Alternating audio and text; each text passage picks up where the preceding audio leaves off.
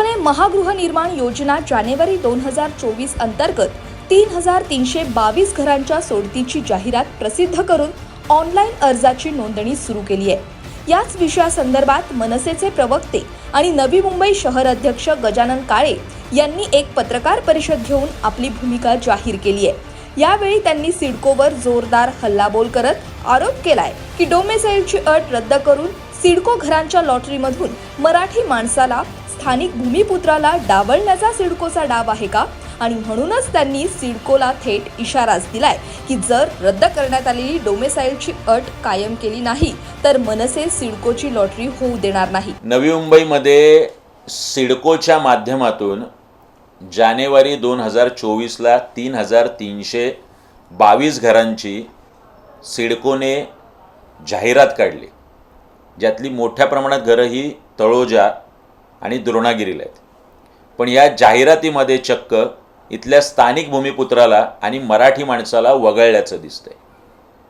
याचं नेमकं कारण काय तर यावेळी पहिल्यांदा सिडकोच्या संपूर्ण इतिहासात सिडकोने जेवढी काय हजारो लाखो घरं विकली आहेत, पहिल्यांदा त्यांनी त्यांच्या जाहिरातीमधून 15 वर्ष वास्तव्याचं जे आदिवास प्रमाणपत्र असतं, ज्याला आपण डोमिसाईल प्रमाणपत्र म्हणतो, डोमिसाईल सर्टिफिकेट म्हणतो, ते डोमिसाईल सर्टिफिकेटच वगळलं। याचा अर्थ नवी मुंबई ही सिडकोला परप्रांतीयांना आंदण द्यायची। मुंबई परप्रांतीयांना आंदण दिलेलीच आहे, आता सिडकोने नवी मुंबईसुद्धा परप्रांतीयांना आंदण द्यायचं ठरवलं आहे का? डोमिसाईलची अट रद्द करून सिडको कुठला मेसेज देऊ इच्छिते?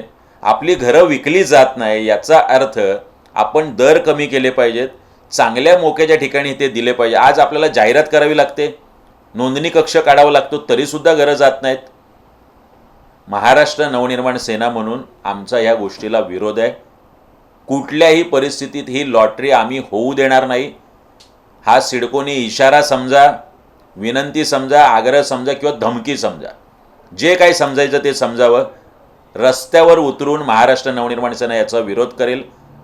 तात्काळ सिडकोने डोमिसाईल सर्टिफिकेट बंधनकारक असलेली जाहिरात नव्याने प्रकाशित केली पाहिजे, अथवा याच्यामध्ये ज्यांनी नोंदणी केली घरांसाठी, अर्ज भरलेत ऑनलाईन, त्यांना सिडकोने डोमिसाईल बंधनकारक केलं पाहिजे। माझी सिडको एमडींना लवकरच आम्ही भेट घेणार आहोत, पत्र देणार आहोत। या महाराष्ट्राच्या मुख्यमंत्र्यांना सुद्धा विनंती, आग्रह आहे की आपण सुद्धा असे निर्णय तात्काळ बदलावे।